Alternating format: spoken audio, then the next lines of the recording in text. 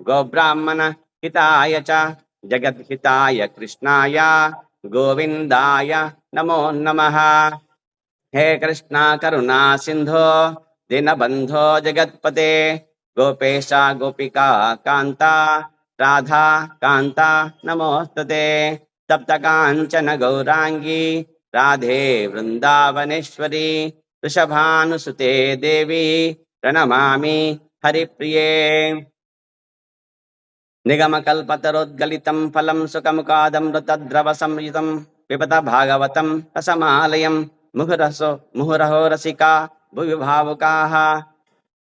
नारायणं नमस्कृत्यं नरं चैव नरोत्तमं देवीं सरस्वतीं व्यासं ततो जयमुदीरयेत्। नष्टप्रायेषु अभद्रेषु नित्यं भागवत सेवया भगवती उत्तमश्लोके भक्तिर्भवति नैष्टिकी।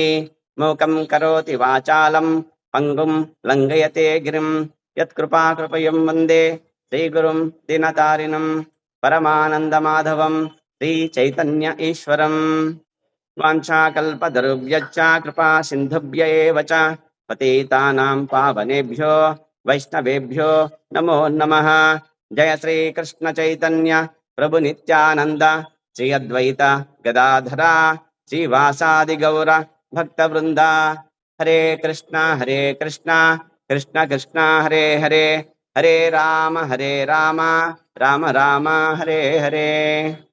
हरे कृष्ण। ఈనాటి నిత్యం భాగవత సేవయా తరగతికి ఆన్లైన్ ఆఫ్లైన్ భక్తులందరికీ వైష్ణవులందరికీ స్వాగతం సుస్వాగతం.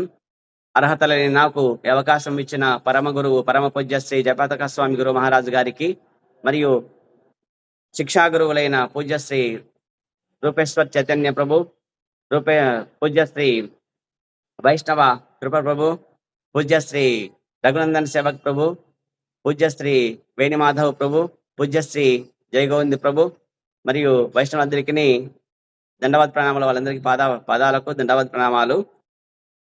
హరే కృష్ణ. శ్రీమద్ భాగవతము పంచమ స్కందము 17వ అధ్యాయము నామము గంగావతరణం. గంగావతరణంలో 11వ శ్లోకం వరకు అయిపోయింది. తర్వాత 12వ శ్లోకము. ఓం నమో భగవతే వాసుదేవాయ. ఓం నమో భగవతే వాసుదేవాయ. ఓం నమో భగవతే వాసుదేవాయ.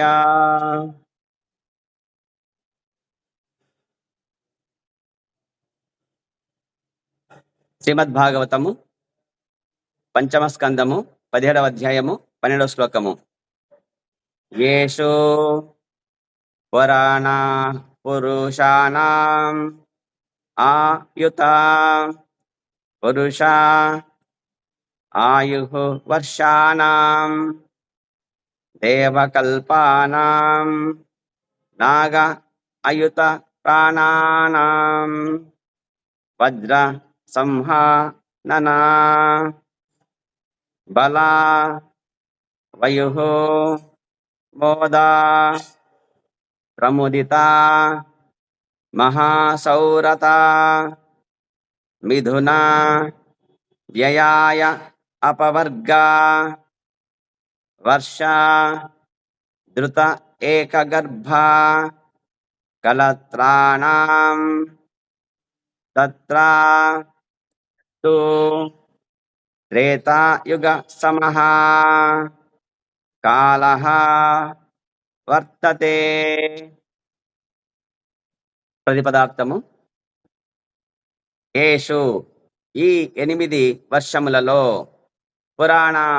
పురుషాణం మానవులందరును అయుత 10,000 సంవత్సరములు పురుష మనుష్య ప్రమాణము అనుసరించి ఆయుః వర్షాణం వారి జీవనకాలము దేవకల్పానాం దేవతలను బోలినట్టివారు నాగ అయుత ప్రాణానాం 10,000 ఏనుగుల బలమును కలిగి ఉండి వజ్ర సంహానన వజ్రదేహులు, బల దేహదారుఢ్యము, వయః యవ్వనముచే, మోద పుష్కలమగు ఇంద్రియ భోగముచే, ప్రముదిత ఉత్తేజితులై, మహా సౌరత అధికమగు సంగమ సుఖమును, మిథున స్త్రీ పురుషుల కలయిక,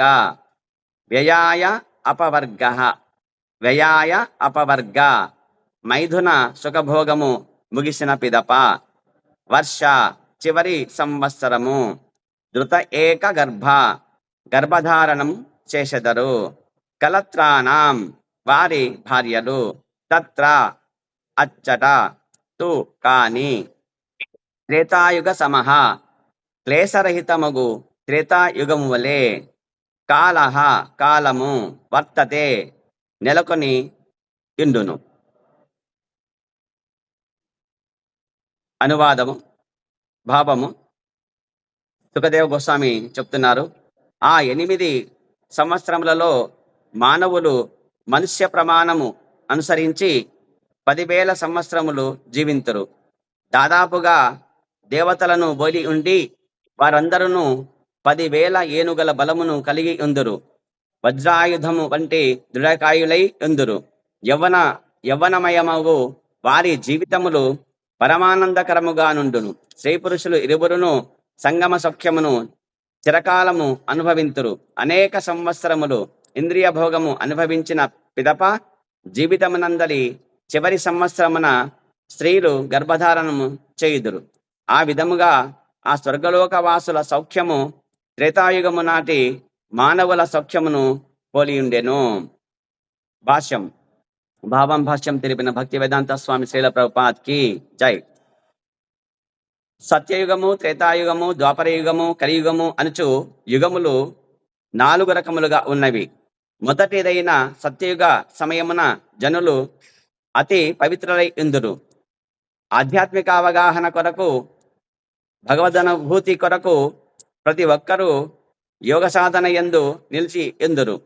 ఎల్లరూ సదా సమాధిభగ్నులై ఉన్నందున ఎవ్వరూ ఇంద్రియ భోగమున అభిరుచిని కలిగి ఉండరు. త్రేతాయుగమున జనులు క్లేశరహితముగా ఇంద్రియ భోగము అనుభవించిరి. భౌతిక దుఃఖములు ద్వాపర యుగమున ఆరంభమైనవి, కానీ అవి అంత తీవ్రతరముగా ఉండేవి కావు. తీవ్రమగు భౌతిక క్లేశములు, దుఃఖములు నిజముగా కలియుగ ఆరంభముననే మొదలైనవి.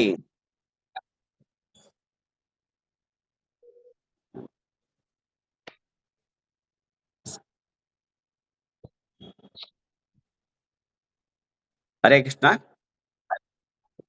ఈనాటి 12వ శ్లోకంలో మరి ఈ గంగావతరణ సంబంధించి 9 వర్షములు భరత వర్షము అని అందులో 9 వర్షములు ఉన్నాయి. ఆ 9 వర్షములలో భరత వర్షము ఒకటి. ఇది కర్మక్షేత్రం. ఇది మిగిలిన 8 వర్షములు వచ్చేసి పుణ్యశేషములు అనుభవించే స్వర్గలోక వాసులు వంటి పుణ్యతమములైన అవి వర్షములు అని చెప్పేసి ఇక్కడ నిన్న శ్లోకంలో చెప్పడం జరిగింది. కాబట్టి తర్వాత ఇక్కడ 12వ శ్లోకం యందు 8 వర్షములలో మానవులు ఏ విధంగా ఉన్నారు అనేది. హరే కృష్ణ. కాబట్టి 9వ వర్షం అనేది భరత వర్షం అనేది ఇక్కడ మనం ఉండేది. ఇది కర్మక్షేత్రం, ఇది భరత వర్షం అనేది. కాబట్టి ఇక 8 వర్షములలో ఉండే మానవుల యొక్క అంటే వాళ్ళ యొక్క విధి విధానాలు ఏ విధంగా ఉన్నాయి అనే విషయం ఇక్కడ ఈ 12వ శ్లోకం యందు చెప్పబడింది అనమాట. ఆ 8 వర్షములలో మానవులు మనుష్య ప్రమాణం అనుసరించి 10,000 సంవత్సరములు జీవింతురు. అంటే ఇక్కడ మనిషి యొక్క ఆయు వచ్చేసి ఇక్కడ 4 చాతుర్యుగములలో సత్యయుగములో 1,00,000 సంవత్సరాలు. ఆ యుగ ధర్మం వచ్చేసి ధ్యానము అంటే తపస్సు చేసేవాళ్ళు అని చెప్పడం జరిగింది పురాణంలో.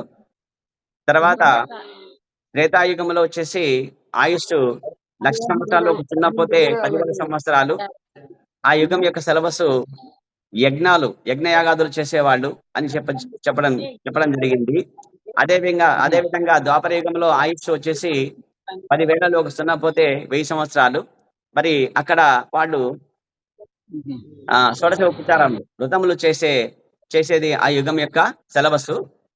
అదే విధంగా త్రేతాయుగంలో వచ్చేసి కలౌ తత్ హరికీర్తనౌ అని చెప్పినట్టు కలియుగమున కేవలము హరే కృష్ణ కృష్ణ కృష్ణ హరే హరే హరే రామ రామ రామ హరే హరే అని హరినామాన్ని మాత్రమే జపము, తర్వాత తర్వాత కీర్తన, మరి హరికథ ఇటువంటివి ఇక్కడ ఈ విధంగా సిలబస్ అయితే, మరి కలియుగం యొక్క మానవుడి ఆయుర్దాయం వచ్చేసి 1000లో ఒక సున్నా పోతే 100 సంవత్సరాలు. కాబట్టి ఈ విధంగా నిర్ణయించినారు భగవానుడు. మరి శాస్త్ర ప్రమాణంగా ఆ విధంగా ఏర్పాటు చేసినారు కాబట్టి మరి సృష్టికర్త బ్రహ్మదేవులు ఆ విధంగా చేయడం జరిగింది. కాబట్టి ఇక్కడ 8 వర్షాలలో మానవులు మనిషి ప్రమాణం అనుసరించి 10,000 సంవత్సరాలు జీవిస్తారంట. వాళ్ళంతా ఎన్ని సంవత్సరాలు జీవిస్తారంటే 10,000 సంవత్సరాలు. మనమైతే 100 సంవత్సరాలు. మరి ఆ 8 వర్షాలు వచ్చేసి అంత భోగ విలాసమైన వర్షములు, అవన్నీ 8 వర్షములు. కాబట్టి అక్కడ దాదాపుగా దేవతలను పోలి ఉండి వారందరూ 10,000 ఏనుగుల బలమును కలిగి ఉందరు. ఒక్కొక్కరి బలం ఎంత ఉంటుందంటే 10,000 ఏనుగుల యొక్క బలం కలిగి ఉంటారంట ఒక్కొక్కరు. కాబట్టి చూడండి, ఇంకా వజ్రాయుధం వంటి దృఢకాయలే ఉండరు. అంటే వజ్రాయుధం ఎట్లుంటుంది అంటే ఇంద్రుడి యొక్క వజ్రాయుధం ఎట్లుంటుంది చూడండి కదా. చాలా వజ్రం అంటేనే చాలా కఠినమైన పదార్థం. అది దానిని ఛేదించలేం మనం. దాన్ని ఛేదించాలంటే వజ్రాన్ని వజ్రంతోనే కోయాల కదా. లేకపోతే అది సాధ్యం కాదు అది. కాబట్టి ఆ విధంగా వజ్రాయుధం లాంటి దృఢమైన దేహాలు కలిగి ఉంటాయి అన్నమాట వాళ్ళకు, అక్కడ ఉండే వాళ్ళకు, ఆ 8 వర్షములలో ఉండే వాళ్ళకి. తర్వాత యవ్వనమయమగు వారి జీవితములు పరమానందకరముగా నుండును. కాబట్టి వాళ్ళు నిత్య యవ్వనులు. వాళ్ళు ఎవరెవరు నిత్య యవ్వనులు, ఎప్పుడు యవ్వనంతో ఉంటారు. ఆ 10,000 సంవత్సరాల జీవిత కాలంలో యవ్వనంతోనే ఉంటారు వాళ్ళు. ముసలితనం రాదు వాళ్ళకి ఇంకా అప్పటికి. కాబట్టి ఆ విధంగా యవ్వనంగా ఉండినప్పుడు వాళ్ళు బాగా భోగాన్ని బాగా అనుభవించారు అని చెప్పేసి ఇక్కడ చెప్తున్నారు. కాబట్టి స్త్రీ పురుషులు ఇరువురును సంగమ సౌఖ్యమును చిరకాలం అనుభవించున్నారంట. అంటే అక్కడ స్త్రీలు పురుషులు 10,000 సంవత్సరాలు సంగమం అంటే ఆ మైథున సుఖాన్ని అనుభవిస్తారంట వాళ్ళు. చూడండి, అంటే ఇది శ్రీ శ్రీ జగన్నాథ బలదేవ సుభద్రమాయికి, శ్రీల ప్రపాత్కి చాయ్. కాబట్టి ఇక్కడ స్త్రీ పురుషులు ఇరువురు సంగమ సౌఖ్యమును చిరకాలం అనుభవించి చివర సంవత్సరములో మాత్రమే మరి గర్భధారణ కావించుకొని తర్వాత సంతానాన్ని కంటారు అని చెప్పేసి ఇక్కడ ఈ విధంగా చెప్పడం జరిగింది. ఈ విధంగా ఆ స్వర్గలోకవాసుల సౌఖ్యము త్రేతాయుగము నాటి మానవుల సౌఖ్యమును బోలి ఉండెను. కాబట్టి మానవుల సౌఖ్యము మరి ఆ విధంగా ఉండేది. త్రేతాయుగంలో ఏ విధంగా ఉండేదో ఆ విధంగా ఉండేవారు ఈ 8 వర్షాలలో ఉండేవాళ్ళని చెప్పి ఇక్కడ చెప్తున్నారు.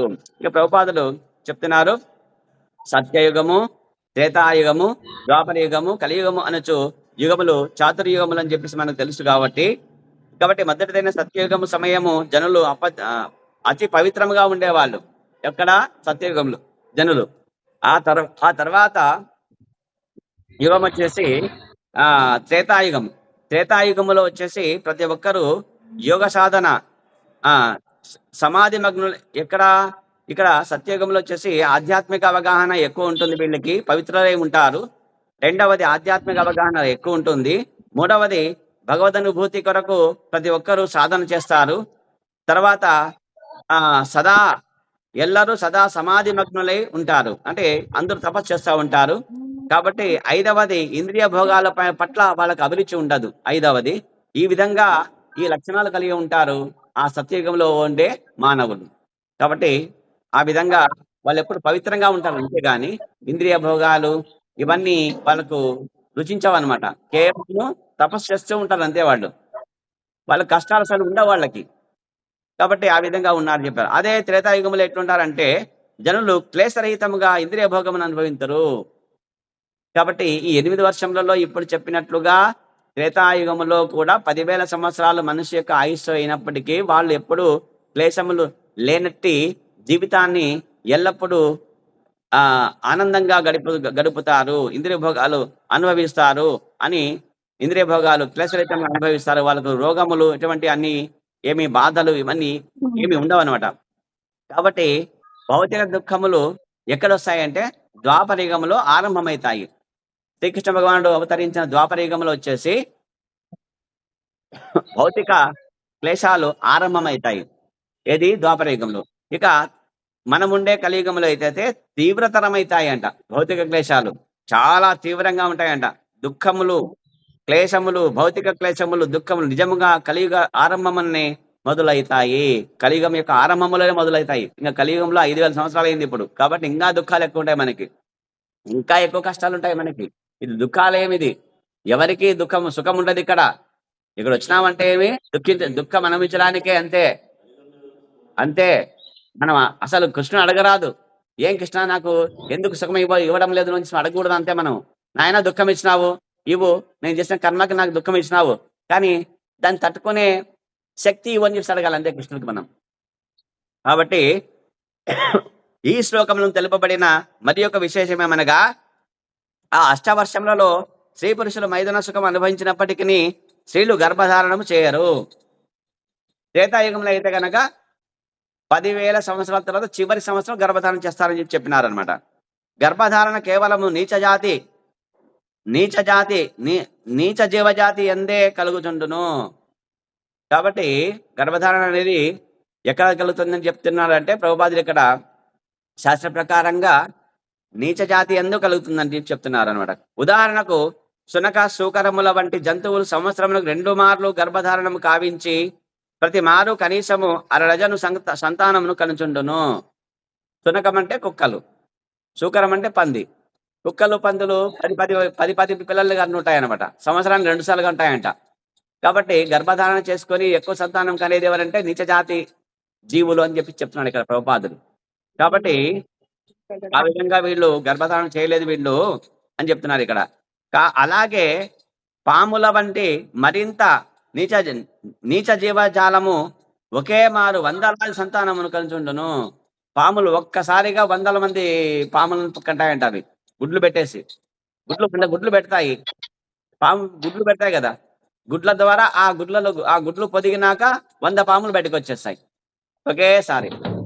కాబట్టి ప్రస్తుతము మనకున్నట్టి జీవన స్థితి కన్నను ఉన్నతమైనట్టి జీవనము గర్భధారణ జీవనమున ఒకే మారు కలుగునని ఈ శ్లోకము వివరించుతున్నది.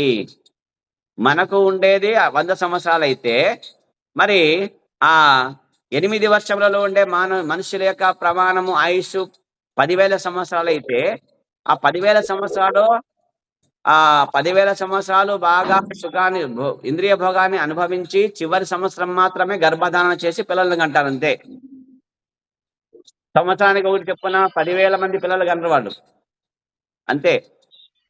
మనిషికైతే సంవత్సరానికి ఒక సంతానం కలుగుతుంది అని ఇక్కడ ప్రభుత్వాలు చెప్తున్నాడు. కాబట్టి ప్రస్తుతం మనకున్నట్టి జీవన స్థితి కన్నను ఉన్నతమైనట్టి జీవనమున్న గర్భధారణము జీవితమున ఒకే మారు కలుగునని ఈ శ్లోకము వివరించినది.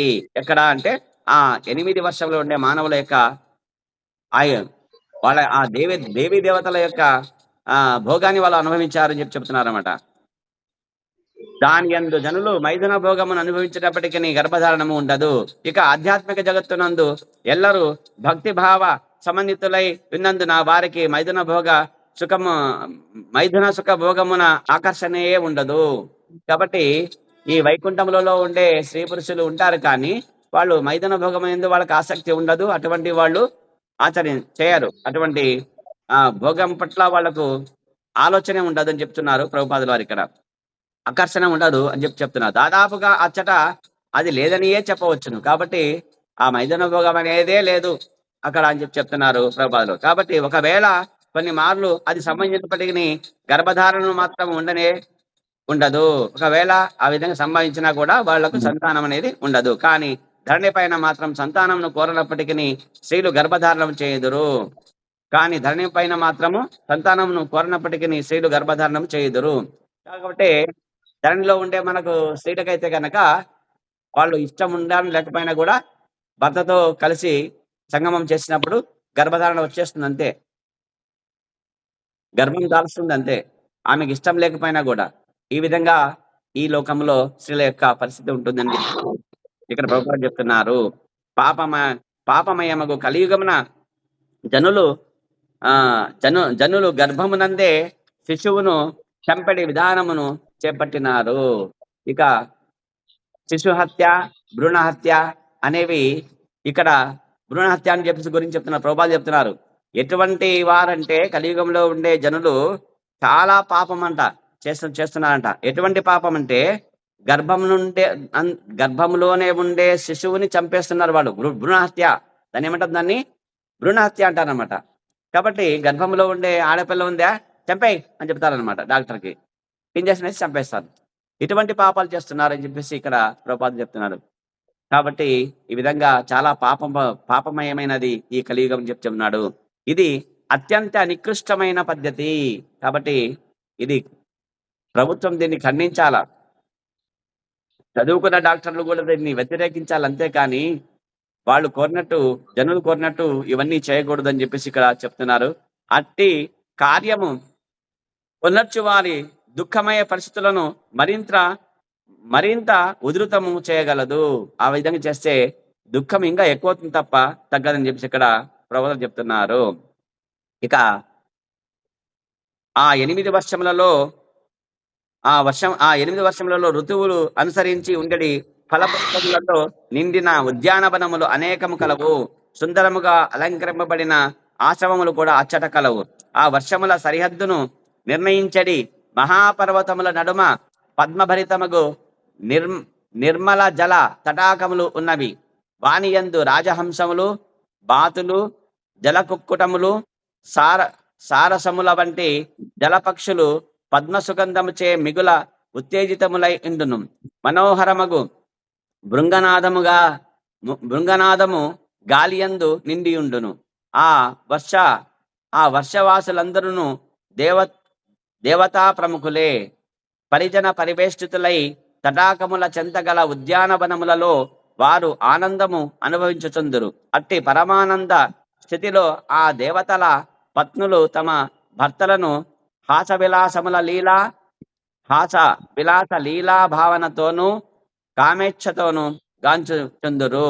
దేవతలను వారి పత్నులను నృత్యగణము చందన పుష్పాదులతో నిరంతరము సేవించుచుందురు. ఈ ప్రకారము అష్టవర్షములలోని వారు తమ శ్రీజన కలాపములచే ఆకర్షితులగుచు దివ్య భోగముల అనుభవించుదురు. భాష్యము ప్రభువు చెప్తున్నారు. నిమ్న స్వర్గలోక వర్ణనము ఇచ్చట వసగబడినది. నవ వికసిత పద్మభరితమగు నిర్మల జలాశయములతోనూ ఫల పుష్ప పక్షి భృంగ భరితమగు ఉద్యానవనములతోనూ కూడినట్టి మనోహరమగు వాతావరణమున ఆ వర్షవాసులు జీవితము అనుభవింతురు. అట్టి వాతావరణమున వారు మిగుల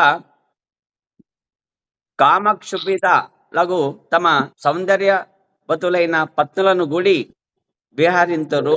అయినను రాబో శ్లోకములలో వివరించబడినట్లు వారందరూ భగవద్భక్తులే. ఈ భూలోక వాసులను అట్టి స్వర్గ సౌఖ్యమును కోరినప్పటికీ మత్తు మైథునం వంటి కృత్రిమ సుఖమును బడిసినంతనే భగవత్ సేవను పూర్తిగా మరతురు. కానీ స్వర్గలోకములందు తల్లోకవాసులు మహోన్నతమగు ఇంద్రియ భోగము అనుభవించుచున్నప్పటికీ భగవంతుని నిత్యదాసులుగా తమ స్థానము నిన్నడును మరవరు. 14వ శ్లోకం.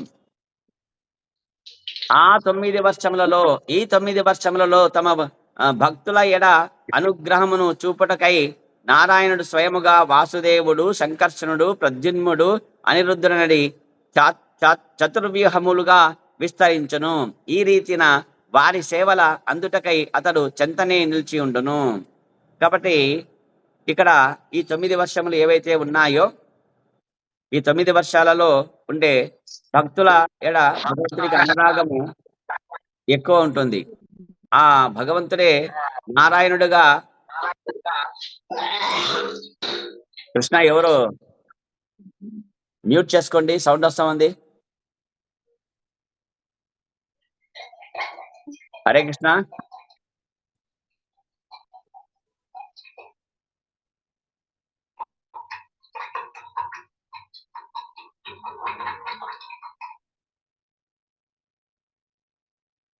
హరే కృష్ణ.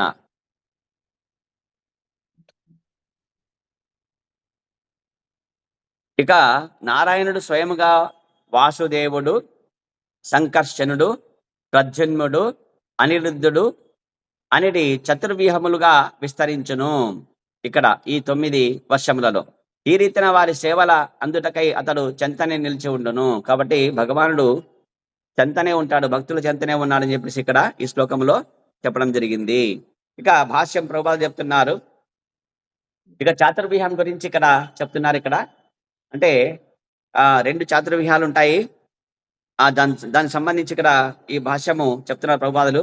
ఆధ్యాత్మిక జగత్తునందు తప్ప మరి ఎచ్చోటను భగవానుడు ప్రత్యక్షముగా అర్చింపబడడు కనుక దేవతలు ఆ దేవదేవుని వివిధ విధములకు విగ్రహ రూపములలో అర్చింతురని శ్రీల విశ్వనాథ చక్రవర్తి ఠాగూరులు ఈ సందర్భమున మనకు తెలియజేసిరి. కాబట్టి చాతుర్వ్యూహం సంబంధించి చెప్తున్నారు. వాసుదేవ, సంకర్షణ, ప్రద్యుమ్న, అనిరుద్ధ. ఇక్కడ భగవానుడు భౌతిక జగత్తు యందు సదా అర్చా విగ్రహ మూర్తి శ్రీ విగ్రహ రూపముననే అర్చింపబడును. అర్చా విగ్రహమునకు మూల పురుషునికి భేదము లేనందున సమస్త ఐశ్వర్యములతో శ్రీ విగ్రహార్థన యందు నెలకొనిన వారు భగవంతునితో ప్రత్యక్ష సంపర్కము కలిగిన వారని నిస్సందేహంగా భావించవచ్చును. అర్చే విష్టౌ శిలాధిర్గురుషు నరమతి అని శాస్త్రములలో తెలుపబడినట్లు ఆలయమునందరి శ్రీ విగ్రహమును శిలయని గాని లోహమని గాని భావింపరాదు. అట్లే గురుదేవుని సామాన్య మానవునిగా తలచరాదు. మనుజుడు ఈ శాస్త్ర నిర్దేశమును ఖచ్చితముగా పాటించుచు అపరాధరహితముగా శ్రీ విగ్రహారాధనను కావించవలెను. గురుదేవుడు భగవంతుని ప్రత్యక్ష ప్రతినిధి అని ఆయన ప్రతి ఒక్కరును తలబాబలేను. ఆయన ఎన్నడూను సామాన్య మానవుని భావించరాదు. శ్రీ విగ్రహం పట్ల గురుదేవుని పట్ల అపరాధములు కలుగునప్పుడు మనుజుడు ఆధ్యాత్మిక జీవనమున పురోగమించగలడు. కాబట్టి ఇక్కడ శ్రీ విగ్రహారాధన అంటే శ్రీ విగ్రహం అంటే భగవంతుడు, సాక్షాత్ భగవంతుడి యొక్క స్వరూపము, శ్రీకృష్ణ భగవానుడు అని భావించాలి. అంతేకాని ఇది లోహము లేదా ఇది శిల అని చెప్పేసి అన్ని భావన చేయడం అనేది అపరాధం అని చెప్పేసి ఇక్కడ ప్రభుపాదులు చెప్తున్నారు. అలాగే వచ్చేసి గురుదేవులు వచ్చేసి ఆధ్యాత్మిక గురువు ఎవరైతే ఉంటారో వారు భగవంతుడి యొక్క ప్రతినిధి, అంటే కృష్ణుడి యొక్క ప్రతినిధి ఆయన. కాబట్టి మనము కృష్ణుడి యొక్క ప్రతినిధిగానే భావించి వారిని సేవించాలి. ఆ విధంగా అపరాధరహితంగా ఎప్పుడైతే మనము శ్రీ విగ్రహం పట్ల కానీ గురుదేవుల పట్ల కానీ అపరాధరహితంగా ఎప్పుడైతే మనము మరి సేవ చేస్తామో అప్పుడు ఆధ్యాత్మిక జీవన పురోగమిస్తుంది అని చెప్పేసి ఇక్కడ చెప్తున్నారు. దీనికి సంబంధించిన లఘు భాగవతామృతము అనే గ్రంథమున ఈ క్రింది శ్లోకములు ఉదహరించబడినవి.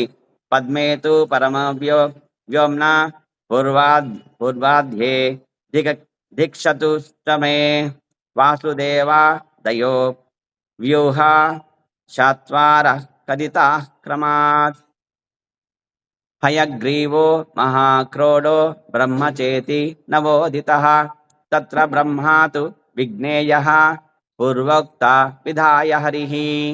ఆధ్యాత్మిక జగత్తు నందు భగవానుడు స్వయముగా అన్ని దిక్కులలో విస్తరించి వాసుదేవుడు, సంకర్షణుడు, ప్రద్యుమ్నుడు, అనిరుద్ధుడు అనే నామములతో అర్చింపబడునని పద్మపురాణములో చెప్పబడినది. కాబట్టి ఆధ్యాత్మిక జగత్తునందు భగవానుడు స్వయంగా 4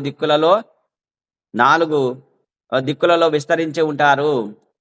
మరి వాసుదేవుడు, సంకర్షణుడు, ప్రద్యుమ్నుడు, అనిరుద్ధుడు అనేది నామములతో అర్చింపబడునని పద్మపురాణములో చెప్పబడినది. ఆధ్యాత్మిక జగత్తునందు భగవంతుని సృష్టిలో 4వ వంతు అయినట్టి ఈ భౌతిక జగత్తు నందు అదే దేవదేవుడు అర్చా విగ్రహ రూపమున గోచరించును. కాబట్టి ఈ భౌతిక జగత్తులో అయితే గనక భగవానుడు ఏ విధంగా మనకు గోచరిస్తాడంటే అర్చా విగ్రహ రూపంలో గోచరిస్తాడు. ఇక వాసుదేవుడు, సంకర్షణుడు, ప్రద్యుమ్నుడు, అనిరుద్ధుడు కూడా ఈ భౌతిక జగత్తు యొక్క 4 దిక్కుల యందు ఉన్నారు. కాబట్టి ఆధ్యాత్మిక జగత్తులో అర్చించబడేవారు ఈ భౌతిక జగత్తులో కూడా 4 దిక్కుల యందు ఉన్నారు. ఈ భౌతిక జగత్తులో జలముతో నిండినట్టి వైకుంఠ లోకము కలదు. ఆ లోకమునందు గల వేదవతి పురముననే వాసుదేవుడు నెలకొని ఉండును. విష్ణులోకమనడి మరి ఒక లోకము సత్యలోకమునకు పైన కలదు. అచ్చట సంకర్షణుడు వసించును. అదే విధముగా ద్వారకాపురమునకు ప్రద్యుమ్నుడు అధిష్టాత. ఇక శ్వేతద్వీపం నందు క్షీరసాగరము కలదు. ఆ సముద్ర మధ్యమున ఐరావతీపురము కలదు. అచ్చట అనిరుద్ధుడు అనంత శయనుడై ఉండును. కొన్ని సాత్వత తంత్రములలో ఈ 9 వర్షములను గూర్చిన వర్ణనము మరియు దాని యందలి అధిష్టాన దైవమును గూర్చి తెలుపబడినది. వారే వాసుదేవుడు, సంకర్షణుడు, ప్రద్యుమ్నుడు, అనిరుద్ధుడు, నారాయణుడు, నృసింహుడు, హయగ్రీవుడు, మహావరాహుడు, బ్రహ్మ అనువారులు. 9 వర్షములు, 9 దేవతల యొక్క నామాలు ఇక్కడ, భగవంతుడి యొక్క నామాలు ఇక్కడ చెప్పడం జరిగింది. ఈ సందర్భమున పేర్కొనబడిన బ్రహ్మ సాక్షాత్తుగా దేవదేవుడే. ఇక్కడ 9వ బ్రహ్మ ఎవరంటే ఈ మనకు గౌణ సృష్టికర్త అయిన బ్రహ్మగారు కాదు. ఈయన బ్రహ్మ అంటే దేవదేవుడు భగవంతుడి యొక్క నామమే అని చెప్పేసి ఇక్కడ అని మనము గుర్తించాలి అని చెప్పేసి ప్రభావం చెప్తున్నారు. బ్రహ్మ పదవికి తగిన జీవుడు లభించనప్పుడు సాక్షాత్తుగా భగవానుడే ఆ పదవిని స్వీకరించును.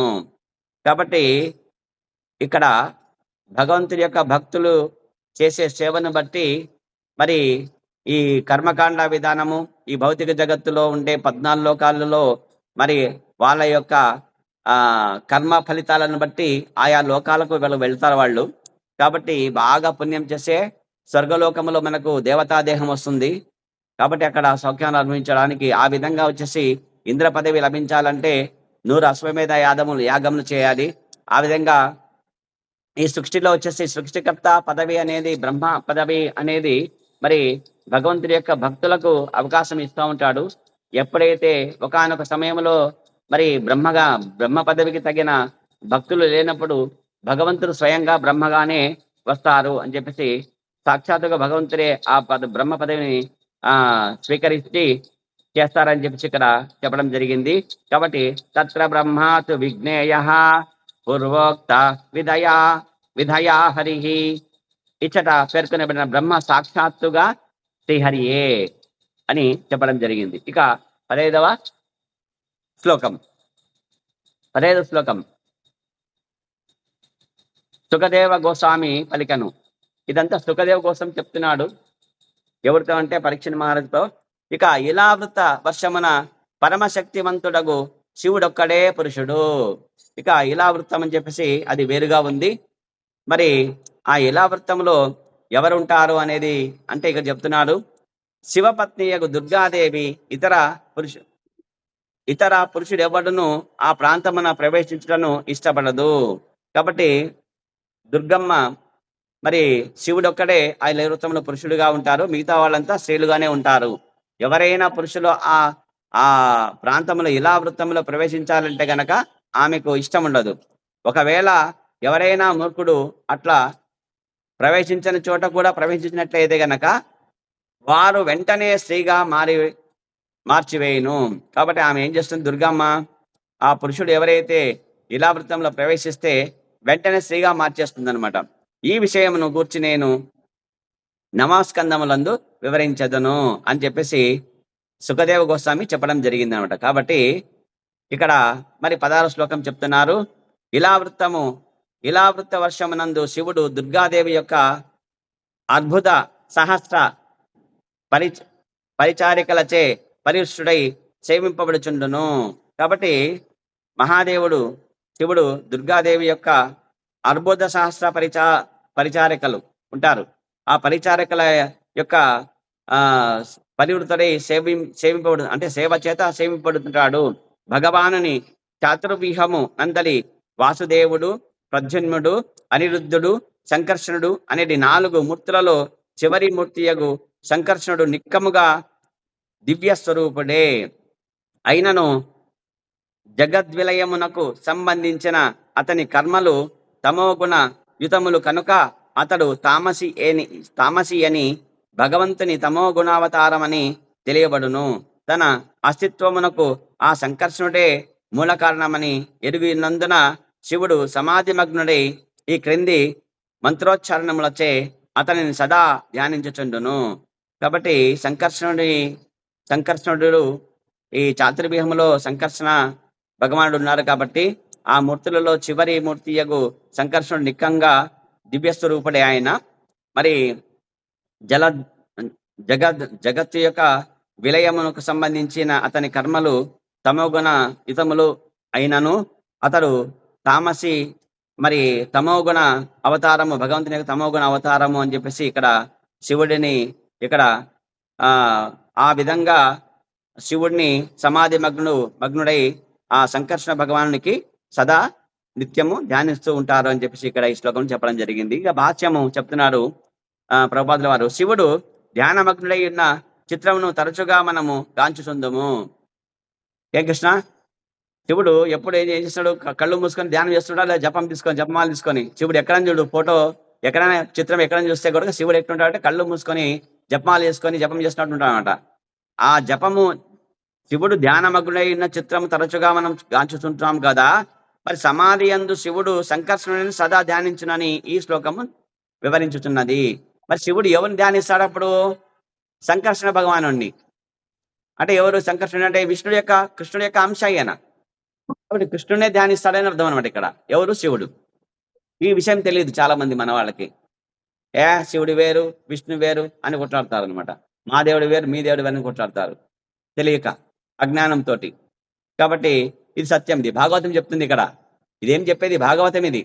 కాబట్టి భాగవతం అనేది ప్రామాణికమైన శాస్త్రం. ఇది భగవంతుడి యొక్క లీలలతో కూడిన శాస్త్రం. ఇది పురాణం, ఇది పరమోత్కృష్ట పురాణం. ఇది అన్ని పురాణాలలో కంటే, అన్ని వేదముల కంటే, మరి అన్ని ఉపనిషత్తుల కంటే మరి ఎంతో దాని యొక్క సారము ఇందులో ఉన్నది అనమాట. కాబట్టి దీన్ని ఇందులో చెప్పడం జరిగింది అనమాట. కాబట్టి శివుడు ఈ భౌతిక జగత్తును లయింపచేయువాడు. ఈ జగత్తును బ్రహ్మ సృజించును. బ్రహ్మ సృష్టి చేస్తాడు ఈ భౌతిక జగత్తుకు. ఈ భౌతిక జగత్తును లయం చేసేవారు శివుడు. తర్వాత విష్ణువు ఈ భౌతిక జగత్తును పోషిస్తాడు. కాబట్టి శివుడు లయింప చేస్తాడు అని చెప్పి ఇక్కడ చెప్తున్నాడు. కాబట్టి లయ కార్యము తమోగుణమయము కనుక శివుడు మరియు అతని ఆరాధ్య దైవమైన సంకర్షణుడు ఇరువును తామసులని పిలువబడుదురు. కాబట్టి ఇక శివుడి యొక్క ఆరాధ్య దైవం ఎవరంటే సంకర్షణుడు. కాబట్టి అతను కూడా భగవంతుడి యొక్క తామస గుణ అవతారము. కాబట్టి శివుడు కూడా అట్టి తామస గుణము కలవారే అని చెప్పేసి ఆ విధంగా చెప్తున్నారు. అనగా శివుడు తమో గుణావతారము. అనగా శివుడు ఏ అవతారము? సత్వ రజో తమో గుణములు తమో గుణావతారము శివుడు.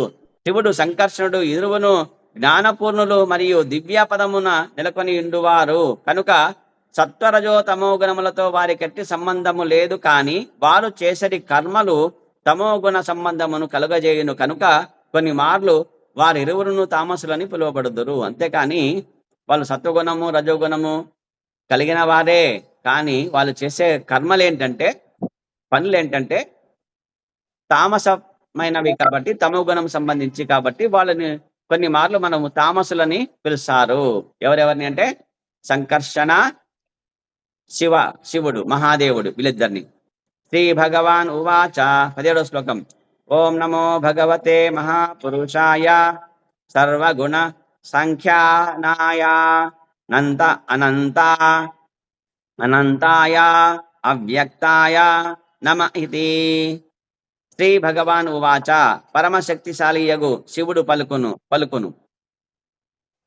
ఓం నమో భగవతే ఓ దేవదేవా నీకు వందనము.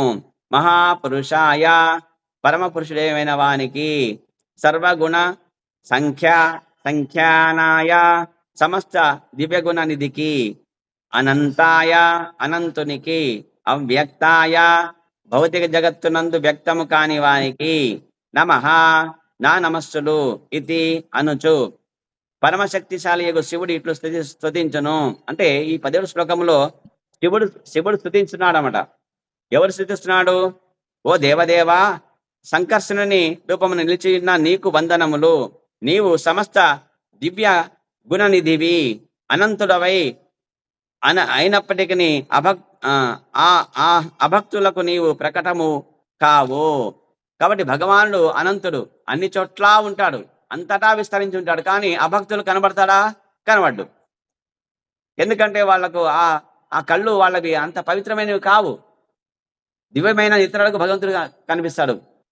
అనంతుడు అనేవారు భగవంతుడు అంతటా వ్యాపించుంటాడు. కాబట్టి అది చెప్తున్నాడు. శివుడు చెప్తున్నాడు. ఎవరు కీర్తిస్తున్నారు? అనంతుడు సంకర్షణుని శివుడు కీర్తిస్తున్నాడు. పరమశక్తిశాలి యొక్క శివుడు ఇట్లు స్తుతించాను. ఏం స్తుతి చేస్తున్నాడు? ఓ దేవదేవా సంకర్షణుని రూపమును నిలిచిన్న నీకు వందనములు. నీవు సమస్త దివ్యగుణ నిధివి, అనంతుడవై ఉన్నప్పటికీ అభక్తులకు నీవు ప్రకటము కావు అని చెబుతున్నారు. ఇక 18వ శ్లోకం. 18 శ్లోకము. దేవా, ఇక ఇదంతా కీర్తిస్తున్నారు. సంకర్షణ భగవానుడికి కీర్తిస్తున్నాడు మహాదేవుడు శివుడు. దేవా సమస్త ఐశ్వర్య నిధియగు భగవంతుడవు కనుక నీవే ఏకైక ఆరాధ్య పురుషుడవై ఉన్నావు. పరమ సురక్షితమగు నీ పాద పద్మములే భక్తులకు ఏకైక రక్షణమై ఉన్నవి. అట్టి భక్తులకు నీవు నానా విధములకు రూపములలో ప్రకటమవుచుండువు. హే ప్రభు, నీ భక్తులను నీవు భవబంధము నుండి ఉద్ధరింతువు. అయినను అభక్తులు మాత్రము నీ సంకల్పముచే సంసారమున చిక్కుబడి ఉందురు. కనుక కరుణతో నన్ను నీ నిత్యదాసునిగా స్వీకరించుము అని మహాదేవుడైన శివుడు సంకర్షణ భగవానుని ప్రార్థిస్తున్నాడు. దేవా, ఓ సంకర్షణ దేవా, సమస్త ఐశ్వర్య నిధివి నీవు, భగవంతుడవు నీవు. సమస్త ఐశ్వర్యాలు నీ దగ్గర ఉన్నాయి. సద్గుణైశ్వర్య సంపన్నుడవు నీవు. కాబట్టి భగవంతుడవు నీవే. కనుక నీవే ఏకైక ఆరాధ్య పురుషుడవు.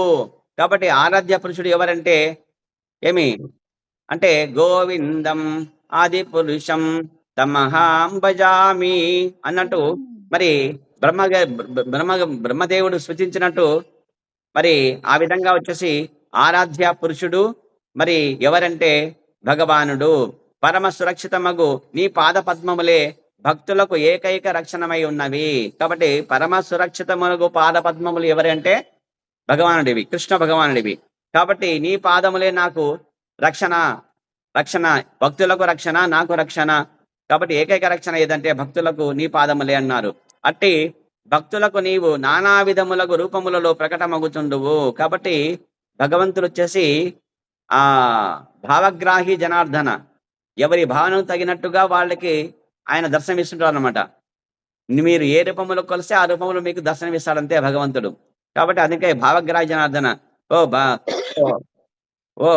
ఓ దేవా, ఓ సంకర్షణ భగవానుడా, నీవు ఏం చేస్తున్నావంటే భక్తులకు వారికి అభీష్టములకు తగిన విధముగా ఆయా రూపంలో నీవు ప్రకటమవుతావు. వాళ్ళు ఆ విధంగా ప్రత్యక్షమై వాళ్ళకు దర్శనమిస్తావని చెప్తున్నాడు. హే ప్రభు, నీ భక్తులకు నీవు భవబంధము నుండి ఉద్ధరింతువు. కాబట్టి హే ప్రభు, నీవు నీ భక్తులకు భవబంధములు అంటే భవబంధం అంటే ఏంటంటే ఈ భౌతిక జగత్తులో ఏదైతే ఈ బ్రహ్మాండములో ఈ 14 లోకాలు ఏవైతే ఉన్నాయో ఇవన్నీ భవసాగరం అంటాం. ఈ భౌతిక జగత్తు అంధకార బంధురము, దుఃఖాలయము, అశాశ్వతము. కాబట్టి ఇక్కడ మనకు ఏముంటుంది? కర్మబంధనం ఉంటుంది. త్రిగుణాలు సత్వ రజో తమో గుణాలతోటి బంధింపబడి ఉంటాం మనమంతా. బంధింపబడి మాయలో పడి ఆ మాయకు సంబంధించిన కార్యాలు చేసి ఇక్కడే ఏవేవి కోతి దేహము, కుక్క దేహము, పంది దేహము, పిల్లి దేహము, సింహం దేహము, ఎలుక దేహము, పక్షి దేహము, ఇవన్నీ దేహాలు తీసుకొని మనిషి దేహం తీసుకుంటూ ఇక్కడే మనము జనన మరణ కాలచక్రలో బంధింటూ ఉంటాం.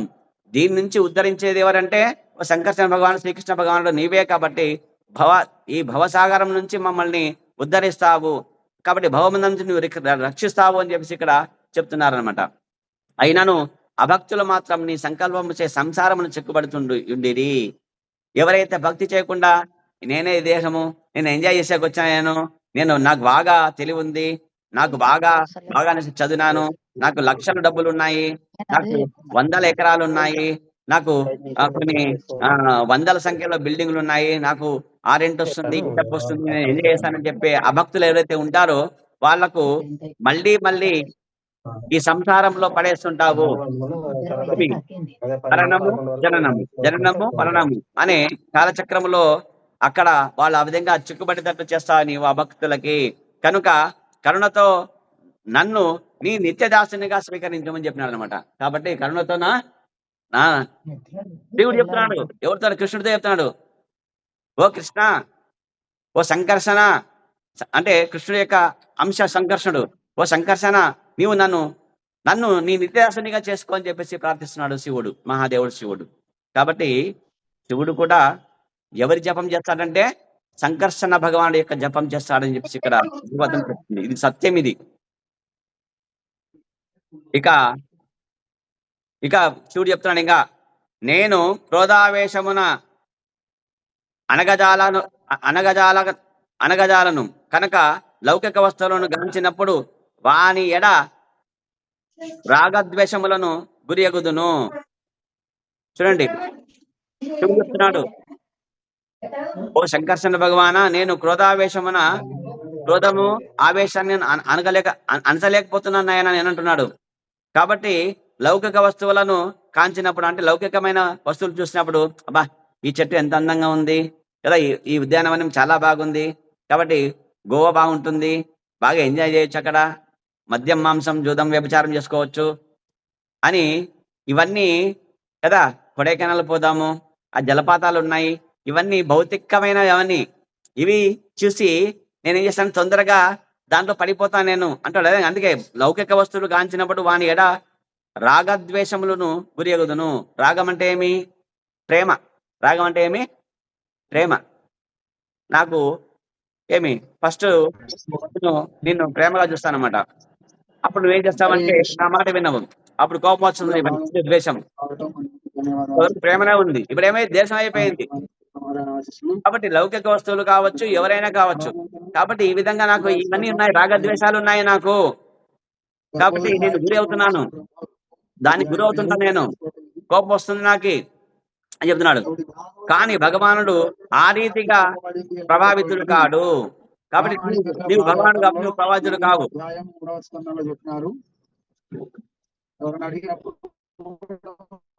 సమాధానం అనేది ఎవరి నుంచి ఎవరికి బోధించబడింది అనేది ఇక్కడ మనకి వివరించారు. హరే కృష్ణ. ఈ విధంగా హరే కృష్ణ ప్రభుజీ. హరే కృష్ణ. ఇక్కడ ఆపేస్తాము, 9:05 అయింది. హరే కృష్ణ. వాంఛాకల్పతరుభ్యశ్చ కృపా సింధుభ్యైవ చ పతితానాం పావనేభ్యో వైష్ణవేభ్యో నమో నమః. అనంతకోటి వైష్ణవ వృందికి జై, శ్రీల ప్రభుపాద్ కి జై, శ్రీమద్ భాగవతం కి జై, శ్రీల ప్రభుపాద్ కి జై, శ్రీల గురుదేవ్ కి జై, నితాయ గౌర్ ప్రేమానందే. హరి హరి బోల్.